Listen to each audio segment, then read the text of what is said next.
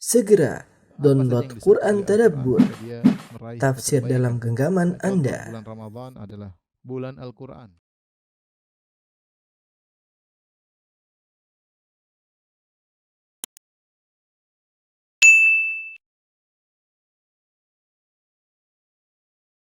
Bismillahirrahmanirrahim. Assalamualaikum warahmatullahi wabarakatuh. Alhamdulillahi ala ihsanih wa syukru lahu ala taufiqihi wa amtinani. Asyhadu an la ilaha illallah wahdahu la syarika lahu ta'ziman li sya'ni wa asyhadu anna Muhammadan abduhu wa rasuluhu da'ila ridwani. Allahumma salli alaihi wa ala alihi wa ashabihi wa ikhwani. Rekan-rekan di teladan yang dirahmati Allah Subhanahu wa taala dan juga para pemirsa. Pada kesempatan kali ini kita akan bahas dua kaidah dari kitab Qawaid Qur'aniyah karangan Syekh Umar Muqbil hafizahullah taala, dan dua kaidah tersebut yang pertama adalah kaidah dari firman Allah, wa may yuhinillahu fama lahu min mukrim, dari surat Al-Hajj ayat 18. Barang siapa yang Allah hinakan maka tidak ada yang bisa memuliakannya. Adapun kaidah yang kedua dari surat At-Taubah, ya ayyuhalladzina amanu taqullaha wa kunu ma'as shadiqin. Wahai orang yang beriman, bertakwalah dan hendaknya kalian bersamalah dengan orang-orang yang jujur. Taib, ikhwan dan akhwat yang rahmatillah subhanahu wa ta'ala, bapak dan ibu yang rahmatillah subhanahu wa ta'ala, kita mulai dari kaidah yang pertama. Allah berfirman, wa may yuhinillahu fama lahu min mukrim. Siapa yang dihinakan oleh Allah, maka tidak ada yang memuliakannya. Ayat ini menjelaskan kepada kita bahwasanya orang yang dimuliakan Allah maka dia akan tetap mulia meskipun banyak orang berusaha menghinakannya. Dan sebaliknya, orang yang dihinakan oleh Allah Subhanahu wa taala maka meskipun semua orang ada yang berusaha untuk memuliakannya, maka tidak ada manfaat pemuliaan mereka terhadapnya karena dia telah dihinakan oleh Allah Subhanahu wa taala. Ayat ini terdapat dalam surat Al-Hajj ayat 18. Saya bacakan secara selengkapnya sehingga kita mengerti konteks kenapa dibawakan pernyataan ini. Wa may yuhinillahu fama lahu min mukrim. Siapa yang Allah hinakan maka tidak akan ada yang memuliakannya. Ayatnya sebagai berikut, alam tara annallaha yasjudu lahu man fis samawati wa man fil ardi wasyamsu wal qamaru wan nujumu wal jibalu wasyajaru wad dawab wa katsirun minan nas. Tidakkah engkau melihat bagaimana Allah telah sujud kepadanya atau sujud kepada Allah semua yang di langit dan semua yang di bumi, matahari, rembulan, bintang-bintang, gunung-gunung, pohon-pohon dan binatang-binatang, wa katsirun minan nas, dan banyak manusia yang sujud kepada Allah. Wa katsirun haqqa alaihi al-'adzab, dan banyak manusia juga yang tidak sujud kepada Allah sehingga ditetapkan azab kepadanya, ditetapkan azab kepada mereka. Setelah itu baru Allah berfirman, wa may yuhinillahu fama lahu min mukrim. Siapa yang Allah hinakan maka tidak ada yang memuliakannya. Saya ulangi, ayat ini saya bacakan terjemahannya. Tidakkah engkau lihat bahwasanya sujud kepada Allah semua yang ada di langit, yang ada di bumi, matahari, rembulan, bintang-bintang, gunung-gunung, pohon-pohon, hewan-hewan, dan banyak manusia yang sujud kepada Allah. Akan tapi kata Allah, wa katsirun haqqa alaihil adzab. Namun banyak juga manusia yang ditetapkan azab kepada mereka. Wa may yuhinillahu fama lahu min mukrim. Siapa yang dihinakan oleh Allah maka tidak ada yang memuliakannya. Innallaha yaf'alu ma yasha'. Sungguhnya Allah melakukan apa yang Dia kehendaki. Kalau kita perhatikan ayat ini maka kita tahu bahwasanya kemuliaan yang paling utama adalah mentauhidkan Allah Subhanahu wa taala. Seorang jika mentauhidkan Allah maka dia akan mendapatkan kemuliaan di dunia sebelum di alam barzakh, terlebih lagi ketika di akhirat kelak. Sampai Allah menjelaskan bagaimana yang sujud kepada Allah banyak makhluk-makhluk di langit, para malaikatnya, kemudian di bumi juga sujud kepada Allah, bahkan matahari, rembulan, gunung-gunung, bintang-bintang, semua sujud kepada Allah, bahkan hewan-hewan tunduk kepada Allah Subhanahu wa taala, sujud kepada Allah. Adapun manusia, maka Allah sebutkan ada dua model. Wa katsirun minan nas, sebagian banyak manusia yang sujud kepada Allah seperti kaum muslimin. Wa katsirun haqqa alaihil adzab, namun banyak manusia yang tidak sujud kepada Allah, terjerumus dalam kesyirikan. sehingga mereka berhak untuk mendapatkan azab. Setelah Allah menyebutkan tentang orang yang tidak sujud kepada Allah, yang tidak mentauhidkan Allah, yang berhak mendapatkan azab, Allah mengatakan, "Wa may yuhinillahu famalahu mim mukrim." Siapa yang Allah hinakan, maka tidak ada yang bisa memuliakannya. Kalau Allah sudah tetapkan azab bagi dia, Allah hinakan dia, maka tidak ada yang bisa memuliakan dia sama sekali. Ya. Oleh karenanya, kemuliaan adalah seorang menundukkan dirinya kepada Allah. Dia tidak sujud, tidak beribadah kecuali hanya kepada Allah Subhanahu wa taala. Dan itulah puncak kemuliaan. Dan puncak kehinaan adalah tatkala seorang tidak sujud kepada Allah Subhanahu wa taala. Justru dia memperbudak dirinya kepada makhluk seperti dia atau makhluk yang lebih hina daripada dia. Orang yang menyembah makhluk maka dia hina. Ya, Allah mengatakan wa may yuhinillah. Orang yang menyembah makhluk tidak sujud kepada Allah, maka dia adalah makhluk yang hina. Bagaimana hina? Dia sujud kepada makhluk sesamanya. Entah sujud kepada malaikat, entah beribadah kepada jin, entah beribadah kepada berhala-berhala, entah beribadah kepada manusia sesamanya atau beribadah kepada hewan, ya. Maka mereka adalah orang-orang yang terhina. Oleh karenanya, ikhwan dan akhwat yang rahmatillah subhanahu wa taala, ya, puncak kehinaan adalah syirik kepada Allah Subhanahu wa taala. Bagaimana seorang hamba menghinakan dirinya untuk makhluk yang lain. Ya, sementara dia meninggalkan pencipta alam semesta yang menciptakan dia, yang berikan rezeki kepadanya, dia tinggalkan lantas dia kemudian menghinakan dirinya untuk sujud atau beribadah kepada sesama makhluk. Dan kalau Allah sudah hinakan orang seperti ini, maka tidak ada yang bisa memuliakan dia. Kalau Allah sudah tetapkan dia masuk neraka, siapa yang menolong dia? Ya. Dan puncak kehinaan adalah berbuat syirik kepada Allah Subhanahu wa taala. Orang yang berbuat syirik dia akan terhina di sisi Allah Subhanahu wa taala. Para ulama juga menyebutkan di antara yang menjadikan seorang terhina di hadapan Allah Subhanahu wa taala, tentunya syirik adalah puncak kemaksiatan. Namun di antara hal yang membuat seorang hina di mata Allah Subhanahu wa taala adalah jika dia bermaksiat kepada Allah Subhanahu wa taala. Ini juga adalah sebab terhinanya seseorang di hadapan Allah Subhanahu wa taala. Siapa yang bermaksiat, membangkang perintah Allah, melanggar larangan-larangan Allah, maka dia jatuh di hadapan mata Allah Subhanahu wa taala. Kalau dia sudah jatuh di hadapan mata Allah, percuma semua orang memujinya, percuma seorang menyanjungnya. Sementara dia terjebak dalam kubangan kemaksiatan, terjerumus dalam perbuatan kefasikan, maka berubahlah namanya dari seorang mukmin menjadi seorang fasik. Meskipun semua orang mengeluh-elukannya, meskipun semua orang mengaguminya, percuma. Dia hina di hadapan Allah Subhanahu wa taala. Dan dia akan merasakan kehinaan di dunia sebelum di alam barzakh, terlebih lagi di hari akhirat. Maka ikhwan dan akhwat yang dirahmati Allah Subhanahu wa taala, tentunya kita berakal, janganlah kita menghinakan diri kita di hadapan Allah Subhanahu wa taala. Justru kita harus mendapatkan kemuliaan dari Allah Subhanahu wa taala, dan kemuliaan itu paling mudah diperoleh dengan bertauhid kepada Allah Subhanahu wa taala. Tidak menghambakan diri kita kecuali hanya kepada Allah. Tidak menggantungkan tawakal kita kecuali hanya kepada Allah. Tidak berharap kecuali hanya kepada Allah. Tidak menyerahkan segala urusan kecuali hanya kepada Allah. Itulah puncak daripada kemuliaan. Ya, tentunya secara umum ketakwaan, meninggalkan maksiat adalah kemuliaan. Makanya Allah Subhanahu wa taala berfirman, "Inna akramakum indallahi atqakum." Sungguhnya yang paling mulia di sisi Allah adalah yang paling bertakwa. Ketika haji, maka Rasulullah SAW mengatakan, "Kullukum min Adam wa Adam min turab." Sungguhnya semua kalian dari Adam alaihissalam, dan Adam tercipta dari tanah. Kalian semua keturunan anak Adam. La fadla lil Arabi 'alal ajami. Tidak ada kemuliaan seorang Arab di atas orang non-Arab. Walal ajami 'alal Arabi, dan tidak ada kemuliaan orang non-Arab terhadap orang Arab. Walal abyad 'alal aswad.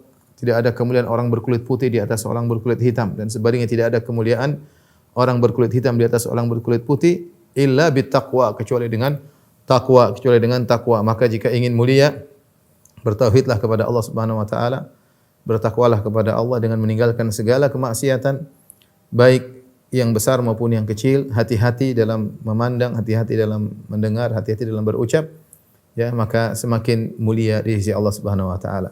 Jika ingin terhina di hadapan Allah Subhanahu wa taala, maka terjerumuslah dalam kemaksiatan. Terlebih lagi kalau terjerumus dalam kesyirikan, maka ini di puncak kehinaan yang Allah katakan, Wa man yuhinillahu fama lahu min mukrim. Siapa yang Allah hinakan dengan terjerumus dalam kesyirikan, maka tidak ada lagi yang bisa memuliakannya. Maka ketika seorang terjerumus dalam kesyirikan, hewan lebih baik daripada dia. Hewan. Ya. Kata Allah Subhanahu wa taala, "Wa laqad dzara'na li jahannama katsiran minal jinni wal insi lahum qulubun la yafqahuna biha wa lahum a'yun la yubsiruna biha wa lahum adhan la yasma'una biha ulaika kal an'ami bal hum adall."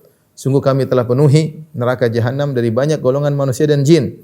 Mereka punya hati tidak mereka gunakan untuk berfikir, mereka punya mata tidak gunakan untuk melihat ayat-ayat Allah, dan mereka punya telinga tidak digunakan untuk mendengar ayat-ayat Allah. Mereka itu seperti hewan ternak, bahkan mereka lebih parah daripada hewan ternak. Jadilah seorang yang musyrik, hewan lebih baik daripada dia.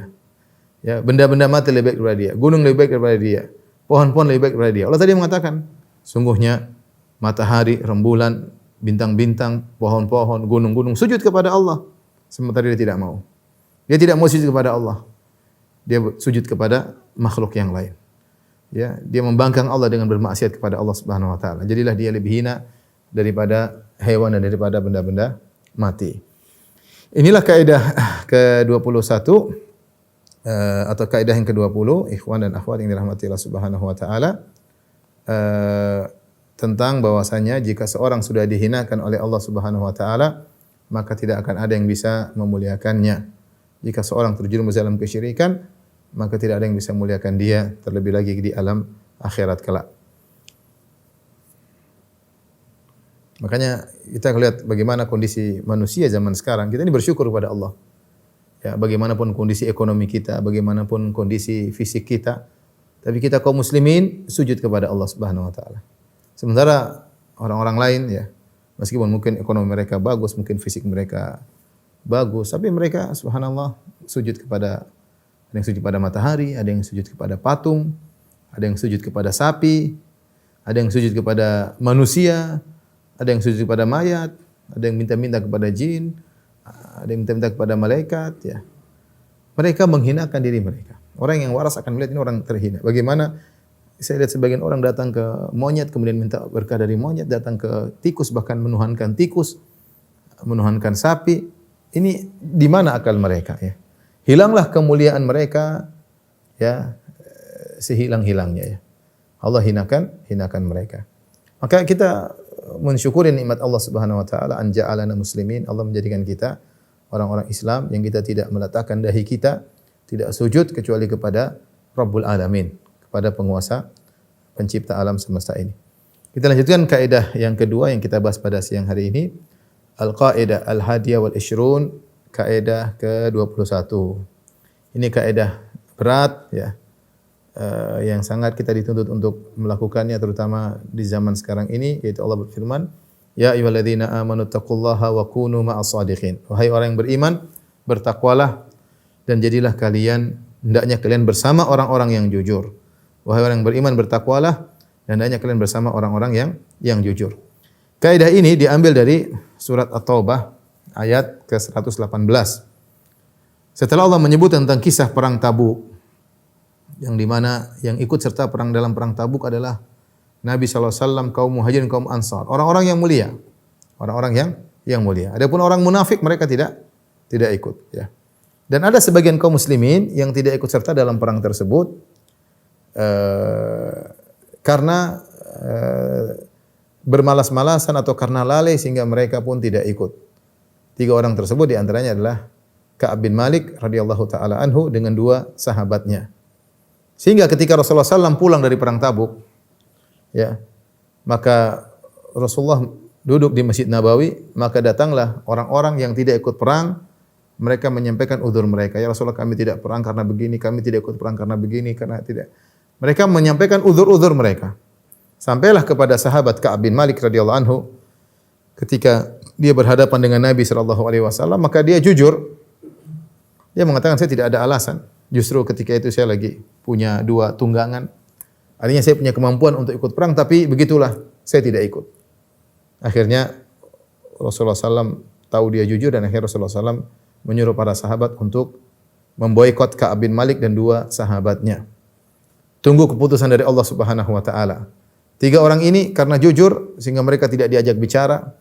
Kalau mereka berbicara tidak dijawab. kalau bertemu tidak disalami, kalau mereka mengucapkan salam tidak dijawab, karena mereka telah melakukan kesalahan besar, yaitu tidak ikut serta dalam perang Tabuk, yang perang ketika itu membutuhkan pasukan yang banyak. Kalau Rasulullah SAW berjalan dari kota Madinah menuju Tabuk untuk melawan pasukan Romawi. Dan pasukan Romawi adalah pasukan dari negara adidaya ketika itu, makanya kaum muslimin membutuhkan pasukan yang sangat banyak. Ternyata orang-orang munafik mereka tidak ikut. Dan ketika Rasulullah SAW pulang dari perang Tabuk, mereka lapor udzur-udzur mereka, Rasulullah SAW terima. Rasulullah SAW terima udzur mereka secara zahir. Seandainya Ka'ab bin Malik bohong, maka Rasulullah akan terima. Bilang, ya Rasulullah saya ada gini-gini. Rasulullah ya sudah, semoga Allah mengampuni. Tapi subhanallah ketika itu dia ingin jujur. Dia ingin jujur. Padahal Ka'ab bin Malik adalah seorang penyair dan dia orang yang pandai utiya jadalan, dia pandai berbicara, pandai mengungkapkan. Dia orator. Ka'ab bin Malik radhiyallahu taala anhu. Seandainya dia menyampaikan uzur kepada Nabi SAW pasti percaya. Apalagi Ka'ab bin Malik adalah seorang yang tidak pernah berdusta, yang dikenal sebagai orang yang saleh, sehingga kalau dia dusta kali ini pun tidak ketahuan. Tetapi dia tidak ingin jujur, tidak ingin berdosa. Ya. Kalau dia pun menipu Nabi SAW, bisa jadi Nabi tahu, bisa jadi Allah memberitahu Nabi SAW. Tapi intinya keimanannya membuat dia tidak mau berdosa. Akhirnya dia pun jujur bahwasanya dia tidak ikut perang karena dia tidak ada alasan. 3 orang yang jujur ketika itu. Ya. Akhirnya Rasulullah SAW memboikot 3 orang ini sampai menunggu keputusan Allah Subhanahu wa taala.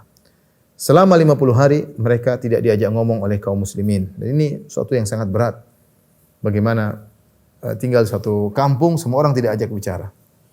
Sampai Rasulullah SAW menyuruh Ka'ab bin Malik untuk memulangkan istrinya. Istrinya pun tidak boleh ngobrol sama dia, disuruh pulang ke rumah orang tuanya. Sampai 2 temannya tidak mampu pergi ke masjid karena enggak kuat ke masjid. Mereka sholat di rumah. Karena datang ke masjid dicuekin. Salam sama Nabi, Nabi tidak jawab. Salam sama sahabat, enggak ada yang jawab. Sehingga mereka tidak kuat, mereka hanya di rumah saja. Menangisi kondisi mereka. Tapi ini konsekuensi jujur. Memang kalau orang jujur mungkin ada konsekuensi yang mungkin menyakitkan, tetapi di balik itu pasti ada keberhasilan, pasti ada kemenangan, pasti ada kebahagiaan. Jujur memang pahit, tapi di balik kejujuran pasti ada kebahagiaan. Maka akhirnya setelah 50 hari turunlah firman Allah Subhanahu wa taala dalam surat At-Taubah ayat 118. Allah Subhanahu wa taala 119. Allah berfirman 118 sampai 119 kata Allah, wa 'ala tsalatsati alladziina khulifu, dan kepada 3 orang yang ditunda hukuman kepada mereka atau keputusan tentang mereka, hatta idza dhaqat 'alaihimul ardu bima rahubat, sampai ketika mereka merasa bahwasanya bumi ini sempit padahal bumi sangat luas. Artinya mereka sulit tinggal di kota Madinah. Berat. Mereka harus bertahan. Karena semua yang memboikot mereka ini bukan orang buruk, semua orang soleh. Nabi SAW, kaum muhajirin, kaum ansar, tidak ada yang ngomong sama mereka selama 50 hari. Hatta idza dhaqat alaihimul ardu bima rahubat, sehingga bumi yang begitu luas terasa sempit bagi mereka. Wa dhaqat alaihim anfus, dan jiwa mereka pun merasa sempit. Wa dhannu alla malja'a minallah illa ilaihi, dan mereka tahu bahwasanya tidak ada tempat pertolongan, tempat berlindung dari hukuman Allah kecuali kepada Allah sendiri. Harus kembali kepada Allah. Tsumma taba alaihim liyatubu, akhirnya Allah menerima taubat mereka. Innallaha huwat tawwabur rahim, sungguhnya Allah Maha menerima taubat dan Allah Maha penyayang. Setelah itu Allah berfirman, ya ayyuhalladzina amanu taqullaha wa kunu ma'as shadiqin, wahai orang yang beriman, bertakwalah dan hendaknya kalian bersama orang-orang yang jujur. Jadi Allah menceritakan kisah ini kepada kita tentang kisah 3 orang, Ka'ab bin Malik dan 2 sahabatnya yang diboikot oleh Nabi, yang mengalami penderitaan selama 50 hari namun ujungnya adalah kebahagiaan dan keindahan. Allah menyuruh kita seperti mereka. Allah mengatakan, ya ayyuhalladzina amanu taqullaha, wahai orang yang beriman, bertakwalah. Dan di antara konsekuensi takwa, wa kunu ma'as shadiqin, jadilah kalian atau hendaknya kalian bersama orang-orang yang jujur. Bersikaplah seperti mereka, seperti Nabi SAW, seperti kaum muhajirin, seperti kaum ansar, seperti 3 orang ini, di antaranya Ka'ab bin Malik. Kalau kalian ingin bahagia, maka bersamalah orang-orang yang jujur. Bersamalah barisan orang-orang yang jujur. Inilah kaidah yang harus kita bawa dalam kehidupan kita sehari-hari.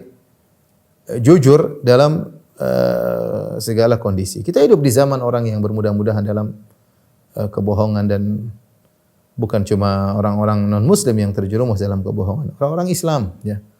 Orang Islam ya. Sebagian kita terjerumus dalam kebohongan ya.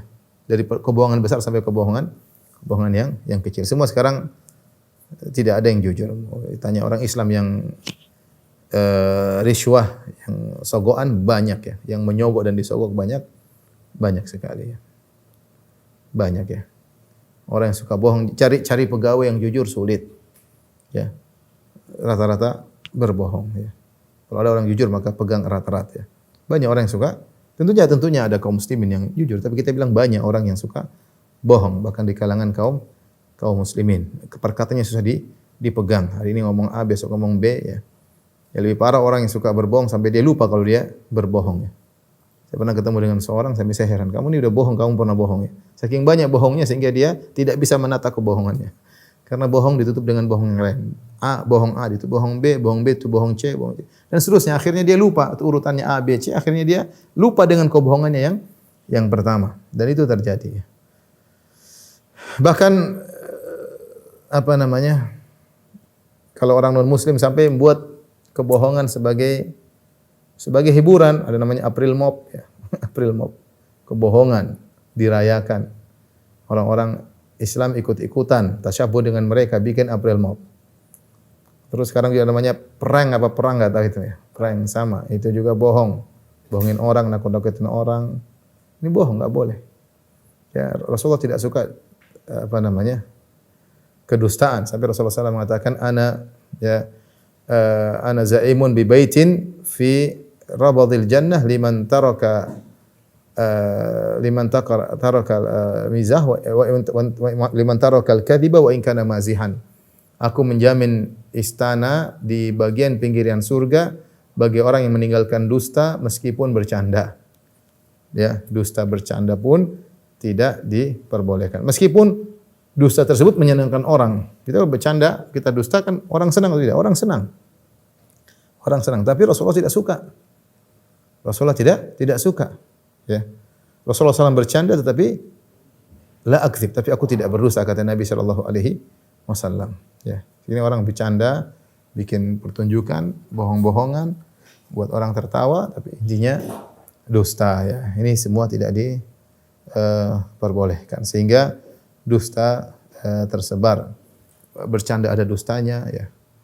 Kemudian bermain-main juga ada dustanya, dalam pekerjaan ada dusta ya.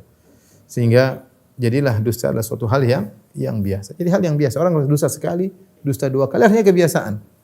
Artinya kebiasaan. Apa kata Nabi sallallahu alaihi wasallam? Wala yazalu rajulu yakdzib wa yataharral kadzib hatta yuktaba indallahi kadzaban. Senantiasa seorang berdusta dan terus berdusta, dia anggap sepele tapi dusta lagi sampai Allah stempel dia menjadi seorang pendusta. Kalau Allah sudah stempel dia menjadi pendusta, sulit bagi dia untuk jujur kembali. Kita heran kok dia bisa dusta terus. Dia tidak merasa apa-apa. Kenapa? Sudah distempel jadi seorang pendusta. Oleh karenanya kejujuran adalah keimanan, buah ketakwaan ya, yang Allah perintahkan kita untuk bersabar bersama orang-orang yang jujur. Ya ayyuhalladzina amanu taqullaha wa kunu ma'as shadiqin. Wahai orang yang beriman, bertakwalah dan jadilah kau termasuk orang-orang yang bersama orang yang jujur. Ya, memang tidak mengenakan, ada konsekuensinya. Ada masalah. Masuk di instansinya penuh dengan kedustaan. Dia jujur sendiri dimusuhi atau pangkatnya enggak dinaikkan. Ini terjadi. Dia jujur sendiri dimusuhi, dijauhi, pangkatnya dinaik-naikkan atau dimutasi. Biarin aja enggak apa-apa. Hidup cuma sekali, kita jangan spekulasi dalam kehidupan ini. Ya, kita mau ikut-ikutan bohong, ikut-ikutan dapat uang panas. Lihat orang kalau ambil uang panas bagaimana nasib mereka, bagaimana hidup sengsara, kelihatannya mewah tapi hidup sengsara dengan keluarganya. Belum kalau terjerumus dalam kemaksiatan yang lain, uang panas. Uang panas. Lihat bagaimana contoh sekarang kita lihat kejadian. Orang makan uang panas akhirnya jadi kejadian ini dibongkar di publik, uang panas. Uang panas. Memang dia senang, ada saatnya dia akan sengsara. Adapun orang yang jujur memang kelihatannya tidak enak, tapi yakinlah dia akan mendapatkan kebahagiaan. Dia.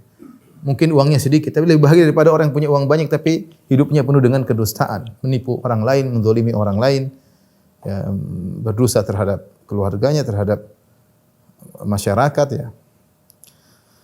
Oleh karenanya perkataan yang selalu kita ingat, as-sidqu manja, bahwasanya kejujuran itu keselamatan. Kejujuran adalah jalan keselamatan. Jangan seperti pernyataan orang, dusta itulah jalan keselamatan. Kelihatannya jalan keselamatan, tapi buntut-buntutnya adalah kehinaan dan kesengsaraan. Jujur kelihatannya sulit, tapi yakinlah itu adalah manja, itulah jalan keselamatan. Meskipun kelihatannya akan penuh tantangan, akan penuh penderitaan, tapi yakinlah itu jalan keselamatan. Allah yang suruh, ya ayyuhalladzina amanu taqullaha wa kunu ma'as shadiqin. Wahai orang-orang yang beriman, bertakwalah dan hendaknya kalian menjadi bersama orang-orang yang jujur. Baik, beberapa faedah yang disebutkan oleh penulis tentang orang yang jujur. Jujur adalah ibadah yang agung. Jujur adalah ibadah yang agung. Ibadah itu bukan cuma baca Quran, bukan cuma salat malam, bukan cuma sedekah. Jujur itu ibadah. Allah yang suruh, dan itu adalah konsekuensi dari ketakwaan. Ya ayyuhalladzina amanu taqullaha, wahai orang yang beriman bertakwalah, wa kunu ma'as shadiqin. Hendaknya kalian bersama orang-orang yang jujur. Makanya keutamaan pertama orang yang jujur yang pertama, fasadiqu sa'irun ala darbil anbiya war rusul. Alladzina athnallahu 'alaihim fi ghairi ma ayatan bisidq fil wa'di wal hadits. Orang yang jujur dia berjalan di jalur para nabi dan para rasul. Dia berjalan di jalurnya Ka'ab bin Malik, dia berjalan di jalurnya kaum Ansar, dia berjalan di jalur kaum Muhajirin. Dan dia berjalan di jalannya kaum para anbiya dan para rasul. Cukuplah kemuliaan baginya ketika dia masuk dalam rombongan orang-orang yang jujur. Pendusta banyak contoh pendusta. Ya, pendusta, penjahat-penjahat pendusta, tukang kriminal pendusta, tukang perampok, tukang sogok, tukang menyogok, semua pendusta banyak ya. Tapi orang yang terhinakan semuanya. Tinggal kita pilih mau masuk di rombongan orang jujur, itu para nabi, para rasul, masuk dalam rombongan orang-orang yang tukang dusta. Kemudian yang kedua, kata penulis, wasadiqu mu'anun wa mansurun. Orang yang jujur dia pasti ditolong. Dan Allah akan memudahkan, datangkan orang yang akan membela dia. Meskipun walau ba'dahin, meskipun cepat atau lambat ya. Bahkan kisah lihat Nabi Yusuf alaihissalam, Allah jelaskan. Nabi Yusuf jujur sampai yang bela dia akhirnya musuhnya sendiri, Zulaikha. Zulaikha yang merayu Yusuf, Yusuf tidak mau alaihissalam. Akhirnya yang menjerumuskan dia masuk dalam penjara adalah Zulaikha sendiri. Dan nanti akhirnya Zulaikha yang membela Yusuf. Ketika diinterogasi oleh raja, akhirnya dia pun mengaku. Kata Allah, qalat imra'atul azizil ana hashasal haqq ana rawatuhu an nafsihi wa innahu laminas sadiqin. Maka Zulaikha pun mengaku, dia berkata, ya, sekarang telah jelas kebenaran, akulah yang merayunya, ya, dan sungguhnya Yusuf termasuk orang-orang yang jujur. Lihat, pembelaan datang dari mana? Dari musuhnya sendiri. Oleh karena orang yang jujur, Allah akan tolong. Ini kita beriman kepada yang gaib. Beriman pada yang ada yang tolong. Entah bagaimana caranya, serahkan kepada Allah. Penting kamu jujur. Jujur aja, mau apa terserah. Mau dicopot, mau diberhentikan, jujur. Jujur. Ya. Kelihatannya pahit, tapi insya Allah engkau akan ditolong. Tapi jujur karena Allah ya. Jujur karena bukan karena ingin dipuji, ingin disanjung. Saya orang jujur, semua orang bohong, saya sendiri jujur. Enggak. Kita jujur karena Allah Subhanahu wa taala. Jujur adalah ibadah. Dan orang yang jujur akan ditolong oleh Allah Subhanahu wa taala. Kemudian yang berikutnya, orang yang jujur akan mengantarkan dia kepada surga. Jujuran sebab masuk surga. Kata Nabi sallallahu alaihi wasallam, "Alaikum bisidq fa inna as-sidqa yahdi ilal birr wa innal birra yahdi ilal jannah." Hendaknya kalian jujur karena kejujuran itu mengantarkan kepada perbuatan-perbuatan kebajikan dan sungguhnya perbuatan kebajikan mengantarkan kepada surga. Wa ma yazalu rajulu yasduq wa yataharra as-sidq hatta yuktaba indallahi siddiqan. Senantiasa seorang jujur dan selalu berusaha jujur dalam segala hal, dia berusaha jujur. Perkara-perkara kecil pun dia selalu jujur sampai dicatat di sisi Allah sebagai seorang yang jujur. Kalau Allah sudah stempel dia jujur, sulit bagi dia dusta. Dia tidak pandai berdusta, dia tidak pandai belok kanan belok kiri. Kenapa? Karena dia memang sudah distempel jadi seorang yang jujur. Dan orang yang jujur akan diantarkan kepada surga. Kemudian di antara faedah orang yang jujur akan merasa aman di hari yang dahsyat, itu hari kiamat kelak, ketika hari yang sangat mengerikan. Semua orang ketakutan. Sampai sebagian mata terbelalak, jantung tidak stabil. Ya, kalau ada anak bayi menemukan hari kiamat, maka rambutnya akan putih karena saking ketakutan. Ya, yauma yaji'ul wildana syiba, hari di mana Allah menjadikan orang anak-anak rambutnya beruban. Hari tersebut orang-orang yang jujur tenang. Kata Allah Subhanahu wa taala, qala Allahu hadza yaumu yanfa'u shadiqina sidquhum. Pada hari ini bermanfaatlah orang-orang jujur, kejujuran mereka bermanfaat bagi mereka, ya. Yaitu hari yang sangat mengerikan, mereka akan diberi ketenangan oleh Allah Subhanahu wa taala. Orang yang jujur, mereka akan diampuni oleh Allah Subhanahu wa taala. Kita punya dosa banyak nih. Dalam satu kondisi kita disuruh bohong, tapi kita jujur, dosa-dosa kita diampuni. Siapa yang selamat dari dosa? Enggak ada yang selamat dari dosa. Kita jujur, dosa-dosa kita diampuni.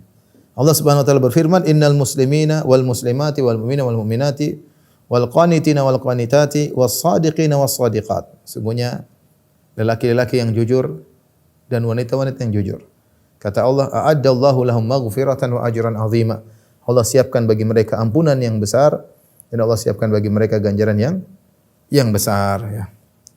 Ini di antara faedah-faedah kejujuran, ya.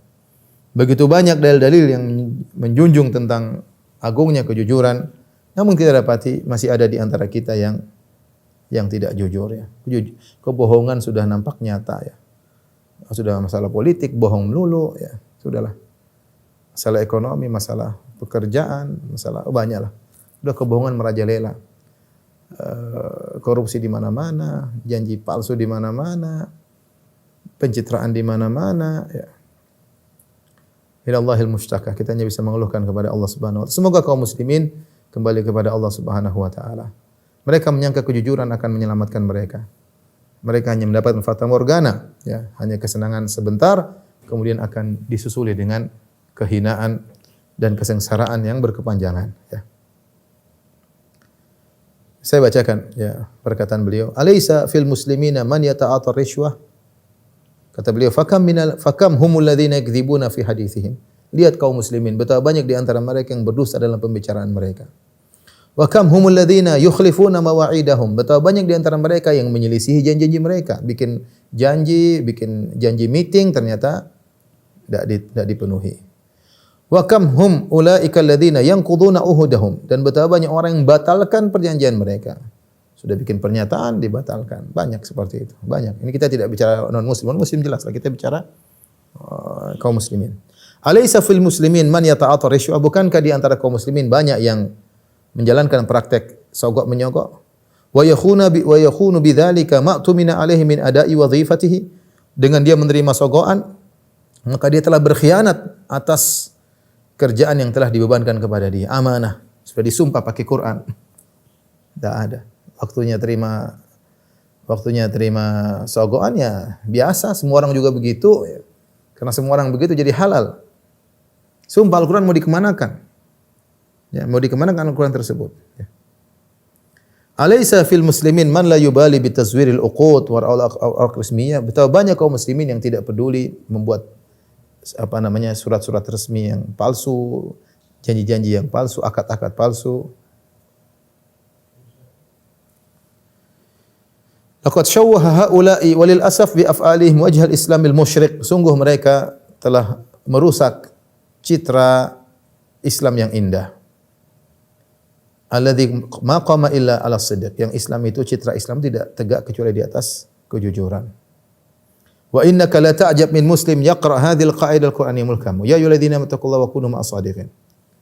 Sungguh kau takjub, kau heran. Ada seorang muslim baca ayat ini, wahai orang yang beriman, bertakwalah dan bersamalah kalian dengan orang jujur. Kemudian dia sendiri suka dusta. Ya. Dia sendiri suka dusta. Ya, kadang kita sedih justru misalnya sogok menyogok terjadi justru di bagian-bagian keagamaan. Ini ini paling kenyataan pahit yang entah Allahul musta'an. Tapi demikian terjadi, ya. Justru di bagian lahan-lahan keagamaan malah banyak penipuan, banyak sogok menyogok, mana amanah. Sebagian orang subhanallah dusta untuk kekayaan yang berlebih. Ini udah kaya masih saja dusta, masih saja menerima sogok, masih saja. Nah, bukan orang miskin. Kalau orang miskin ya mungkin kita kasih udhur. Ini udah punya duit, udah punya kekayaan tapi aja tidak berhenti dari kedustaannya. Oleh karenanya dusta adalah akhlak yang sangat buruk. Sampai-sampai diriwayatkan dari Imam Syafi'i atau Ibnu Ma'in rahimahullah pernah bertanya. Kata Ibnu Ma'in, "Wallahi law kana al-kadhiba halalan lamana'athu muru'atu an yakdzib." Seandainya dusta itu halal, maka kemuliaan Imam Syafi'i akan mencegah dia untuk berdusta. Seandainya dusta itu halal, Imam Syafi'i tidak akan berdusta. Demikian juga tentang Ishaq bin Hasan Al-Harbi. Ya.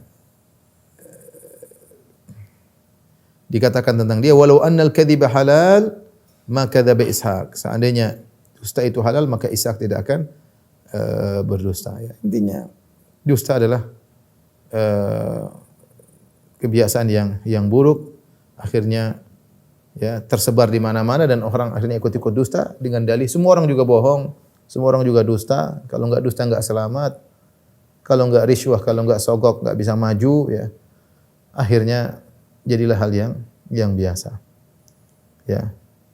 Kita katakan Allah berfirman, ya ayyuhalladzina amanu taqullaha wa kunu ma'as shadiqin. Wahai yang beriman, bertakwalah dan jadilah atau hendaklah kalian bersama orang-orang yang jujur. Demikianlah ikhwan dan akhwat yang dirahmati Allah Subhanahu wa taala. Apa yang saya sampaikan pada kesempatan kali ini. Ini semua peringatan bagi saya sang pembicara maupun para pendengar untuk senantiasa melatih diri kita untuk jujur dalam segala hal sebisa kita. Tentunya ada hal-hal yang mungkin darurat, tetapi kita jangan menggampangkan. Asalnya seorang harus jujur apapun yang terjadi. Yakinlah as-sidqu manja. Bahwasanya jujur adalah keselamatan meskipun kelihatannya adalah kesengsaraan di awal, namun ujungnya adalah keberhasilan dan kebahagiaan. Wallahu taala alam bisawab. Oke, demikian kawan-kawan sekalian yang dirahmati Allah Subhanahu wa taala. Kita berdoa kepada Allah semoga kita bisa termasuk orang-orang yang senantiasa jujur dalam kondisi apapun agar kita bisa selalu berjalan di atas jalan-jalan para nabi, kaum Ansar, kaum Muhajirin, jalan-jalan orang yang saleh. Dan jujur adalah ibadah yang kita akan merasakan buahnya di dunia sebelum di alam barzakh apalagi di akhirat kelak. Demikian wabillahi taufiq wal hidayah. Assalamualaikum warahmatullahi wabarakatuh.